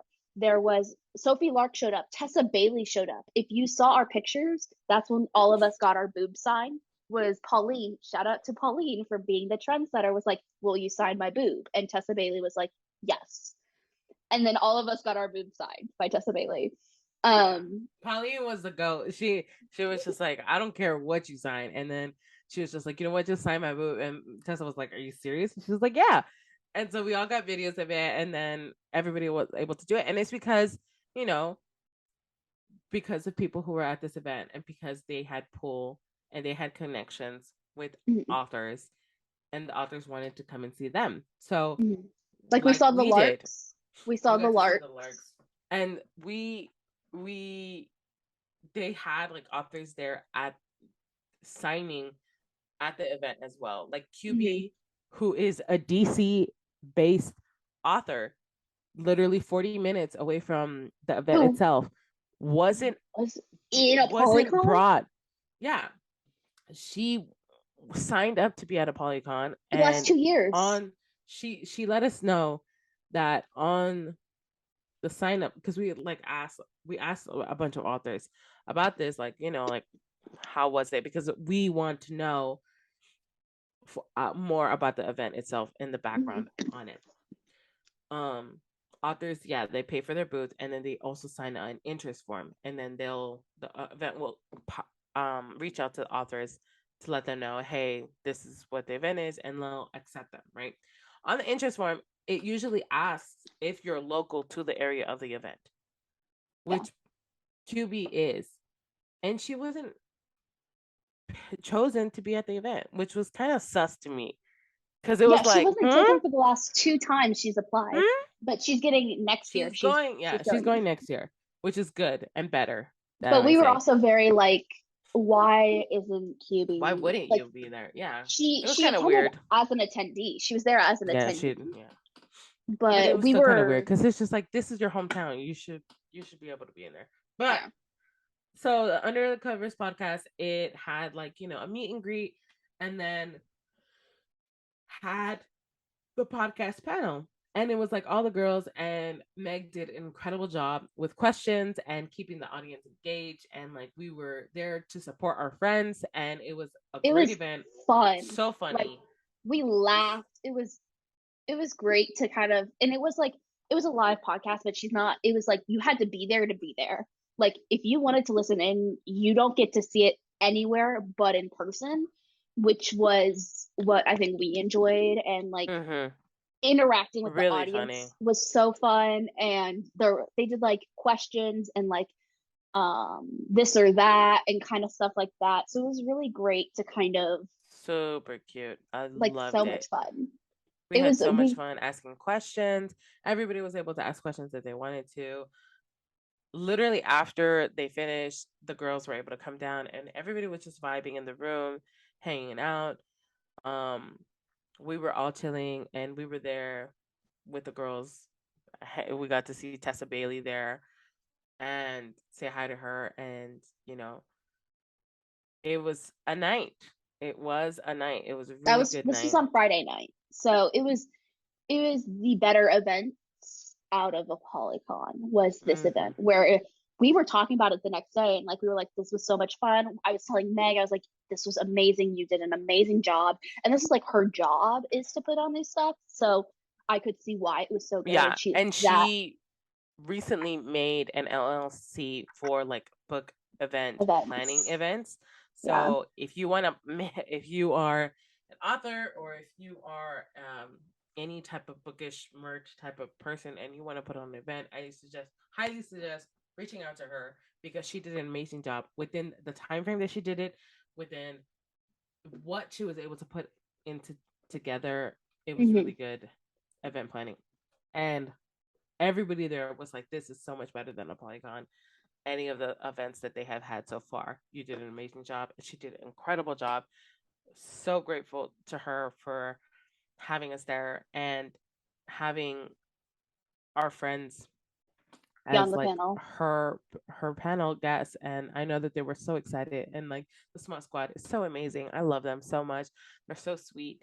And for me, that's like Tanya's friend group, and I'm part of her like in-person friend group, and that's her like her ride or dies. And being able to meet that side of her friends, I was like, and to see them interact like in person too is a lot different, and to kind of see the vibe of them, and it was a lot of fun. And to see Ofa in person, we saw Ofa. Seeing my twin in person was. We saw Maya, Maya Reed Spice, who we've had on here. We saw her, and we were like, "Oh, it's so good to see you," and it was so nice. It was great. And we were able to lock in some of the other girls for guests as well. Yes, which was our thing too. So when I have we got more of them. We're going through those girls. We're going through them. All right. Okay, it takes us a while. Event. It was after. Like, shout out to Meg. Like, she inspired me. I feel like that event made me pumped up for like our podcast and stuff, and it just made me like, I don't know, seeing other people do what we do and what like the community, I think was really great. And yeah, I loved Meg, and she was great. She did amazing, and she's beautiful. She's so beautiful, and she's a mom. She's a mom, and I was like, "You're a mom?" Like when she said she had kids, I was like, "You have kids?" Like, oh my gosh. She's so fun, and she's funny. Her. She's funny. After the event, the Smut Squad and our group decided like, oh, let's go get drinks after. We were thinking to go to the bar next door. That bar closed at 10, and it was 10. So we're like, oh, dang, we had to go back to the hotel bar, which everybody goes back to the hotel bar. And so it was very, very packed. And the staff was not prepared for the influx of people there. The hotel really failed the event with the amount of staff that they had staffed for the bar, because they had one person like two people running the floor and then two people at the bar, but you had like 50 plus people in this area like trying to order and stuff, and they were running back and forth. I think on Friday night they brought more people out, because when we went on Friday night there seemed to be more people, but we had a large group. But because it was us and Valentine PR was there at the event, Deborah, because most of the girls are like Valentine PR reps. So they were like, the Valentine PR like group was there with us at the bar, and so we were able to talk with them and hang out with them. And as you know, Valentine PR is also how we're able to get in contact with quite a few authors that we have had on lately. So it was great to like meet Nina and Valentine herself, who actually inspired Valentine PR, So we had like a group of 20, and Tessa Bailey was there because she came from the event too. Yeah. So and she came to go sit down at our table, and we were eating dinner and drinking. Well, like not everybody was eating, just us, because we can't skip down. We were dinner. hungry because we hadn't eaten at all. We hadn't eaten dinner, so we were there. We were. Everybody was ordering drinks. It was really, really nice time. That is when we got our interaction with Tessa Bailey, because if you look on our shop website, you guys know that we have a Westport It Happened One Summer inspired t-shirt that we had launched this summer. And when I made that shirt and we launched it, I really wanted to give it to Tessa. And I was just like, oh, this is perfect. And especially that she has a movie come out, like, who knows, right? And so we didn't know that we were going to run into her. I thought I was going to run into her at the book signing. That's when so I didn't have the shirt on me, but Selma and Pauline wanted to like change. And so, because we were dressed up because we had the Spark Girl event. Yeah. And we didn't get to so they wanted to go change. I was just like, I'm cool. I'll be fine. It is what it is. And they changed, and Pauline grabbed her books, and Selma grabbed the t-shirt that I was going to give to Tessa. So Maggie and I went up to Tessa, and we presented her the shirt, and we had like this whole moment of like talking with her and like thanking her for like her books and thanking her for like everything that she's done, and like showing her like our appreciation, and then giving her the shirt and telling her what it inspired. And she started to cry, and she was so grateful and so thankful and so beautifully genuine. I was starstruck because of how much she was an amazing person, and so sweet and so genuine. And she was talking with us about the shirt and how amazing it looked and how it was like the most perfect thing that anyone had ever made. And for me, having made it, I felt like, wow, and we got to talk about some other things about like the shirt right then and there. We got to hug, we got to take a t-shirt. She put the shirt on. It was a surreal moment. And even after we were like talking, she's like, this is absolutely incredible. When I went back to her booth on the day of the signing, I wore the shirt because I wanted her to sign my shirt. And like we were able to talk and like laugh, and like that she took a picture of me wearing the shirt, which she posted on her Instagram. And I was able to talk with her. And again, even though it's Tessa Bailey, I'm still asking her, like, how do you feel? Do you feel like this event is going good for you? You're having a lot of people like this. That's great. Are you selling out? That's good, hyping them up, giving them that moment. And she's just like, this is absolutely insane, because 2 years ago, I did an event and hardly anyone ever came to my table. And now so many people are coming by. So this is completely surreal to me. And she was incredibly nervous going to an event like this. Like Tessa Bailey was nervous to come to an event like this because she did not know how her books would do, how her table would do. Because the last time she had ever gone to an event, no one came to her table.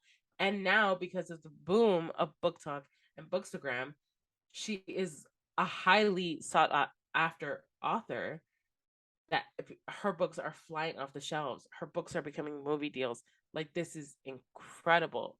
This whole year and a half, 2 years has been an incredible boom, not just for us as readers, but also for the authors.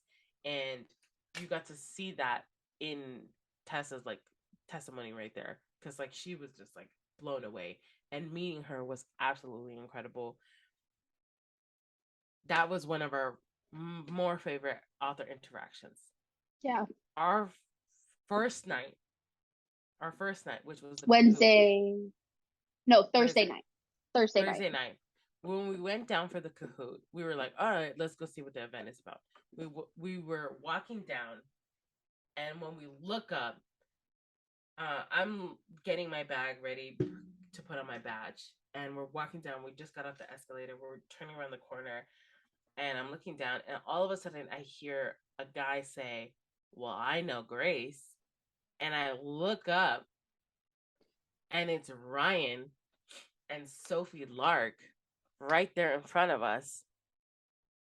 And I stop where I'm at. And I'm like, no. And nobody else is in that hallway because everybody's into the event. It's just them. Like, I think they had just landed. And they were like, oh my gosh. We went up to them. We said hi to them. We hugged them. We got to talk with them for a little bit. Oh my gosh. Because I love Sophie Lark. I love Sophie Lark. And for Ryan to know me, like, you guys, if you guys haven't seen that episode where we had them on, go back and watch Grace, that, because it was Grace featuring Sophie, Lark, and Ryan. I was just there and I was just nodding along, like, yeah, because Grace talked so much that episode. I think because I was so, like, and right then I was just, when I tell you, this couple is the sexiest couple I've ever seen. Dude, they're in both person. tall. They're tall. Like, I didn't think that they were that tall. They're tall. They're tall. Like, Ryan, I want to have them on again. I want to have Sophie, them on. I was blushing, girl. Dude. I was blushing because And then they we were had like dinner with too them hot. later that day. Their presence alone, and their energy is so magnetic. It's not just to people around them, but their energy towards each other. They're the constant, like, all right, you guys probably have watched all the Twilight movies, right? And you know that scene where she goes to go visit her mom and Edward goes with her, and her mom is talking with her, and she's just like watching you two, it's like so magnetic. You move, he moves. He moves, you move. It's like, wow. Watching the two of them is like that because they're so in tune with each other. It's like, oh my gosh. He absolutely adores her. He fucking they're like love language is physical touch, because they're always like touching and they're always like reassuring each other and like rubbing each other's backs and stuff. And it was just, and they were exhausted. And they had checked in, and we were like, this event, it's not us. And we're like, oh, we're gonna go upstairs. And we told them, like, oh, we're just probably gonna go get dinner or something. We'll figure it out. They're like, okay, well, we'll see you around. That was that. When we had something downstairs. When we went upstairs, and when we were sitting down for dinner, they stopped by and they're like, hey, do you mind if we join you guys for dinner? And we're like, hell yeah, sit down and have a meal with us. And we were able to talk with them, not just about like, them, but also about like the book industry, and about like Ryan turns to me and he's just like, so how's graphic design going? And I'm like, you remembered? Grace downplayed herself so much. I felt like such a fangirl for Grace. I was pushing her. I was like, you need to see what Grace has been doing. I showed them Grace's book cover. I was like, look at what she's doing. She did this and this and this. And I was like, I showed the artwork for the Twisted Boys, the Twisted Men book. And I was like, look at her. Like, look what she's doing. She did this. Yeah. And like when they were like looking at the cover art that I had illustrated for Lee Jaquay's book Chances, which is the first book in her Divine Corruption series, I illustrated her cover for that comic book version of the book. Mm-hmm. Kat, designs by Kat, she still did like all the graphics and like the wording and everything and the font and all that, but the illustration and the cityscape, that's all drawn, and the coin is drawn by me. So I am the illustrator on that cover, not the designer on the cover. Mm-hmm. There's a difference. So I got to show them that, and then like they were looking at it, and Ryan like literally talked me up so much. I was like, sir, please stop, because you're activating my praise. Don't do that. So wonderful. And then when Sophie started praising, I was like, can you two stop? I'm already crushing. You started crying. Please. It was absolutely surreal. They were like, "This is incredible. Like, you have developed so much," and I was just like, "Oh my gosh, please stop."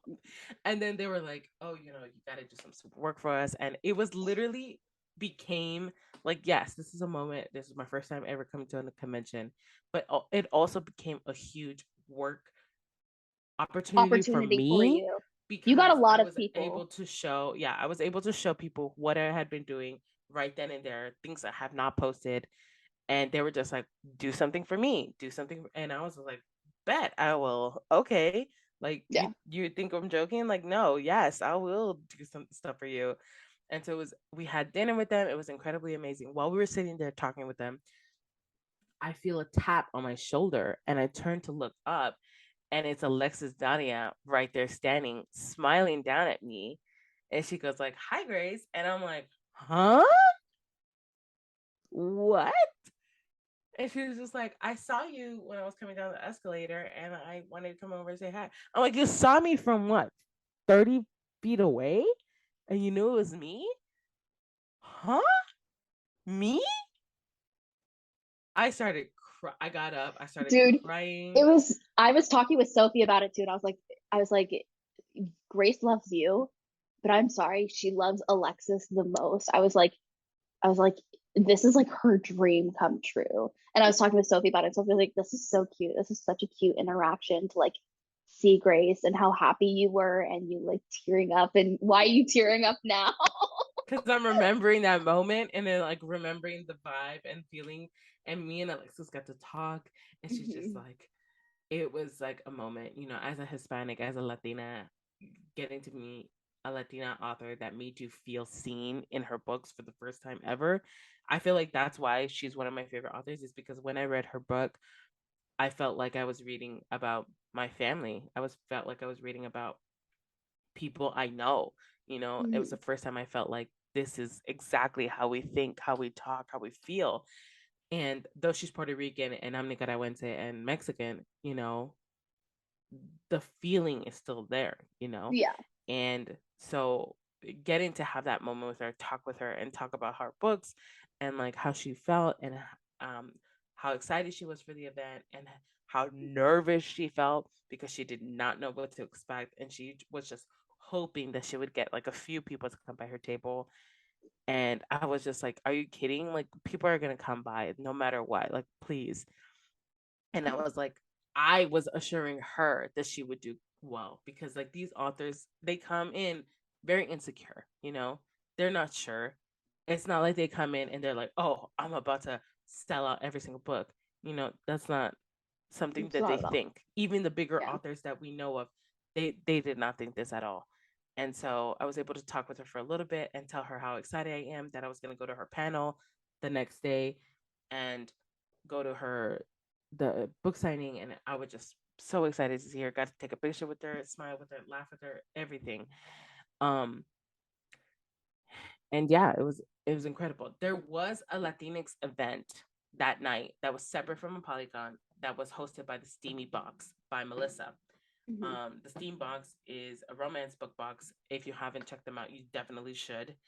They're incredible. They do romance books of all kinds, Latinx books, all kinds of different representation in their books, plus a lot of small owned POC brands to put inside the books as well. And it's the only book that you can buy that has vibes in the box. And when I tell you, I got the vibes. I got the vibes. It was you know what like, we're talking about.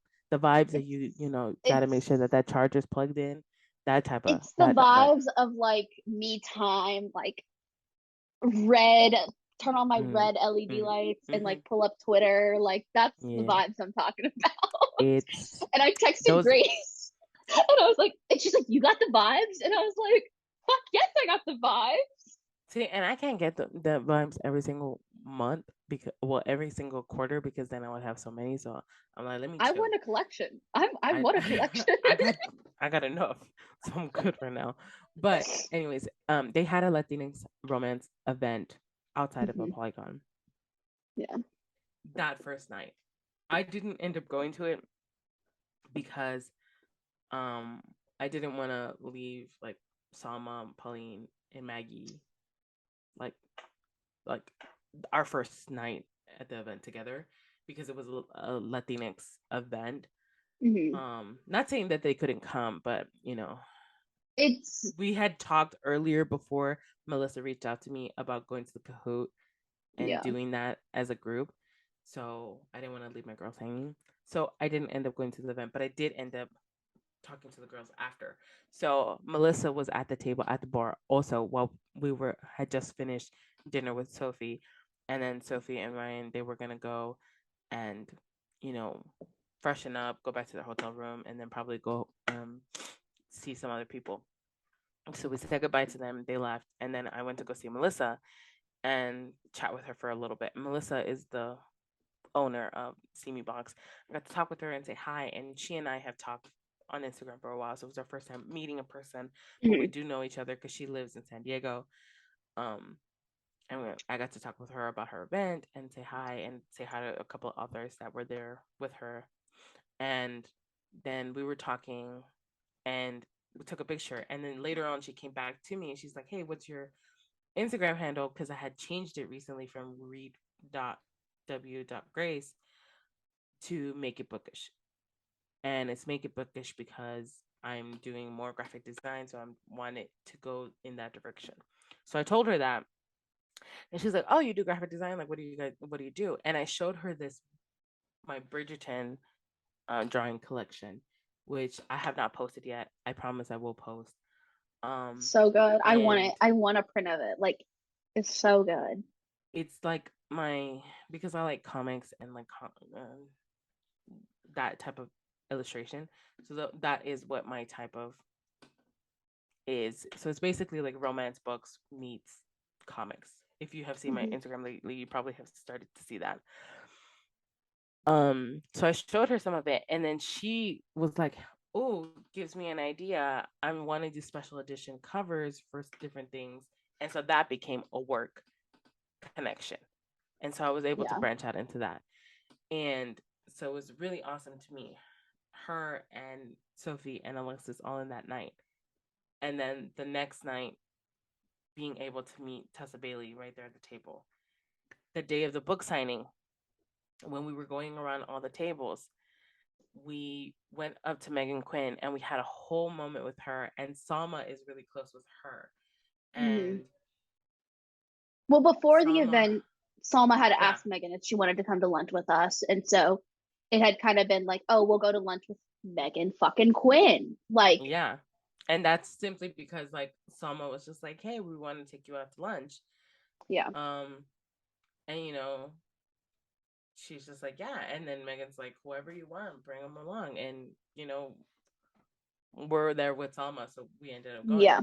And before the event as well, while Salma is doing like this whole like talking with her and texting with her, before the event, we had gone to the lobby earlier because Allie had reached out to Pauline saying that she wanted to meet up with her before the book signing. So we were in Mhm. the lobby waiting for Allie, for Pauline to meet with her. And so I got like all video of like her running up to her and Allie just like completely adoring Pauline because of like Pauline, being one of the first influencers to talk about love hypothesis. And Pauline has such a wide reach that so many people ended up picking it up, that so many people started loving it because it was like traced down to, well, Pauline recommended the book to me, or I saw Pauline's video on it. And so Allie was just completely thankful and being so gracious because of what Pauline had done and just like completely adoring her. And like, yeah, Pauline was swooning over like Allie Hazelwood, but Allie was like, Allie was so obsessed with Pauline, and that's when you see the like iconic video of Pauline getting her boobs signed, also by Allie Hazelwood, was in this moment. So we kind of got to see a lot yeah. of the behind the scenes of a lot of iconic video. Yeah. If you look like through some of my videos, you can see like Allie like hugging Pauline and like just like saying, she literally told her publicist, which was right there, she's just like, you have to understand who this person is. Do you know who this is? She Pointing makes to us money. Pauline in her arms. She goes like, she is the whole reason that we have a career. She is the whole reason that we're here doing what we're doing. And Pauline was just like, please, like she could not handle like this much emotion, and it was just a beautiful moment. And then when we were in the signing room, and after we got to like talk with Megan, we went to Allie Hazelwood, which her table was like done. We had numbers for her, but our numbers were so high up that she didn't even get through them. But the time was winding down, so we got in line and we got to sit with her and talk with her. And we were the last ones, and like we were the very last people. Yeah. And so like I went up to her, and I had made a couple of videos and talked with Allie a while when her Love Hypothesis first came out. Not to the extent that Pauline was at, but like enough where we DM'd a little at that time, you know. And that's what kind of happens. You DM authors and you talk for a little bit, and then you move on and you kind of go away. So I was like, I don't think she's gonna remember me. Maybe my face. So I'm like, hi, and then she looks at me, and then like I pulled down my mask just a little bit so she could see a little bit more of my face, and her eyes widen again, and she grabbed my arm, and she's like, oh my gosh. And like I was just like, oh my gosh, she remembers me. And we were talking and everything, and then like she was like grabbing like Pauline, me, and Salma, and you Maggie, and like you were guys, like she's like, you guys are the whole reason that we're able to be here. We're so thankful for you guys, and it's because of you, and we love you guys so much. And then we just started talking. We started talking about her new book, Love on the Brain, and her cover, and um she got to tell us like a little bit about like her cover inspo for that book, and just a few things, like just chatting as like, you know, friends would do, which is so crazy to say. And we were talking for like 15-20 minutes after. It was, no, I would say 30 minutes. It was like 11:30 because I think it ended, or maybe it was like 12:30, something like that. 12:30. Like, it like ended, and they were like trying to like. We were there because everybody was getting out of the room.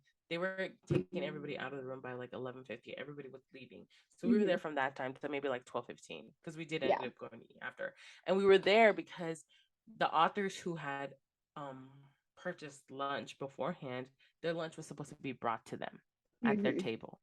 And so a lot of authors were still in the room waiting for their lunch. Megan Quinn was one of them, because she was like, yeah, they're supposed to bring me my lunch, so I'm just gonna wait. And we're like, okay.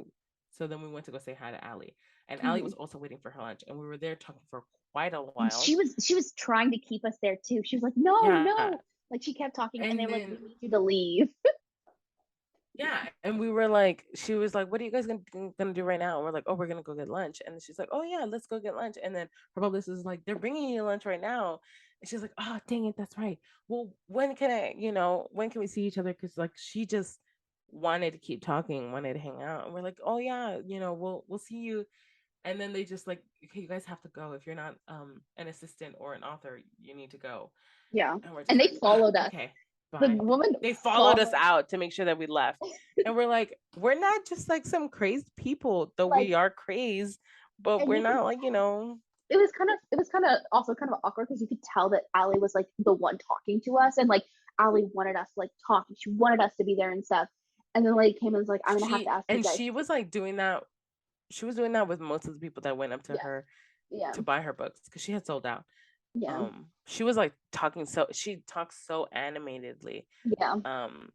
And with us, it was like more touching and more hugging because, that table barrier wasn't there anymore by the time we got there. She came around the table with the pictures. Yeah. And it's because nobody else was in line. Everybody else was gone. So it's not because like she would do this with like millions of people in line.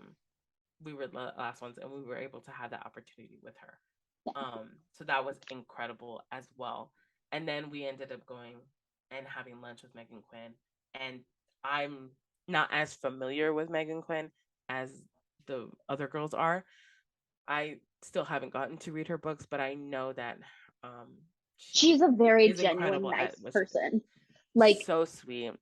our talk with her was so like, it was chill, and like she wanted to know each and one of us. So she asked us like what got you into reading, and like she wanted to know each one of us, and it was honestly like really great. Yeah, it was like she was interviewing and talking to us, and I was like, huh, miss, ma'am, you are you know, I even though I have not read her books, I still recognize the skill and the level that she's at.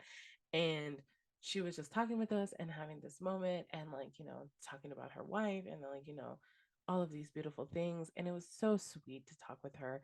And also I can't remember her name. Becca from Hello Lovely. Thank you. It was on the tip of my tongue. How terrible I am with names. But I saw her face immediately. This is why I'm your Becca other came half. over. Yeah, Becca came over, and she is from Hello the Lovely Box, who is also a very close friend of Pauline. Came over to the table, and she is very close with Megan Quinn. So that's like a triangle friendship there. And so she was sitting down talking with us, and then even she started telling me like, oh, you know, if you want to start designing book covers, like here's what you can do, and started giving me like info on like how to branch out and all of these things. And even Megan was just like, yeah, do this and that. And like, and I was just like, you guys are amazing because like you are, you know, the level that you're at, and you're also willing to give out information so freely. And it was very, very sweet. And yeah, we even heard like this bump that Megan had to like encounter because like somebody said like somebody said some very insensitive things about Megan, and the way she like, handled it was just yeah, it was just she just handles everything with grace. I'll say that. Not to go into heavy detail, but she handles it with grace. They were saying some things about her that were like stupid, and she just was just like, yeah, they said that, and it's just like she laughed it off. Okay. She was like, that's ridiculous. Like, yeah, it was just, you know, very sweet. Yeah, she's a very nice person. Yeah. After lunch, she went back, and then we went to the other one. So we were able to have these many author interactions, one because of our connections, but also just being in the hotel. Like if you were in the hotel lobby often, you were able to see many different authors and interact with them. Like before Tessa Bailey had come over to sit with us that day that we gave her the t-shirt, she was talking with all of these other girls on the other side of the room, you know, just chatting with them, and they were, you know, just regular attendees. So being at the in the place that the event is, because all of the authors were staying in that hotel, you were able to run into people and chat with them for a little bit. We were so fortunate enough to have so many come and, you know, because essentially break bread with us, is because, you know, we're friends with big influencers. We're friends with people who have a big influence and who talk to these authors, and who it's just that's and how we recognize that's what it is. But it's also this form of respect. Like you have to understand, if you're a friend with the bigger influencers, like we are with Pauline and Tanya and the rest of the Smoke Squad and Salma, like we're smaller creators to that. I am much smaller than Maggie. I'm still small relative to Salma and Pauline. We recognize that if we went alone, just you and I, we would have a totally different experience than if we went as like what we did with our group and the connections that we had. We recognize that it would, even if it was just me and you, I think we'd have a different experience than and our experience of just being us two would be very different from if another attendee who does not consider themselves an influencer. You know, there's different levels to your influence and your connections, no matter where you're at. So our event, our experience there is very, very different, and we are very, very grateful because those interactions made our trip worth it. Because it wasn't events were outside of the event of Apollycon itself. Those events were because of Apollycon, yes, but they were not Apollycon events. And those events ended up making the trip so much better for us and so much more meaningful and beautiful because we were able to meet our other internet friends, make new internet friends, and like have a good time with them outside of being in a Polycon book signing events or whatnot. You know, if you were able to meet an author, if you weren't, a lot of people were not able to meet the authors that they wanted to meet, even with the ticketed system, which was Ridiculous. terrible too, because if you had a high number, chances of you actually getting to meet them were very low. So author interactions were not guaranteed for everybody. We were fortunate enough to get them, and we are so incredibly grateful that we got them. Like, thinking back on it now, we're just like, wow, we can't believe that we were able to do that, you know? So it's very, yeah, you know? Yeah. So overall, but with that being said, the people and the interactions that we had with people really made the trip. The events, the Apollycon events, besides the book signing and the book panel and the time that we spent with friends at the pajama party, weren't as memorable. We definitely will be talking about the interactions that we had with friends and authors, and everything like that. That's probably the most standout things that we will remember from this trip. And we're okay with that because we had, like, other than the times at the event, like the Apollycon event, we did have a lot of fun of being with each other and attending with Pauline and Salma, who are amazing people, and seeing each other again in person, because we won't see each other again for a while. Yeah, it will be. It's like we do it like twice a year now. I guess it's like our thing is twice a year we'll see each other. But we'll have good events to come to. There are many other events that anybody can go to. You can pick and choose which ones you want to go to and see for yourself. We had a very good time going on this trip. The event itself, not really, but you know, it was pretty good. And yeah. All right. Well, thank you to everybody who's listening. Grace actually has to run. Quick wrap up. Check out our shop for the Westport and More Books designs.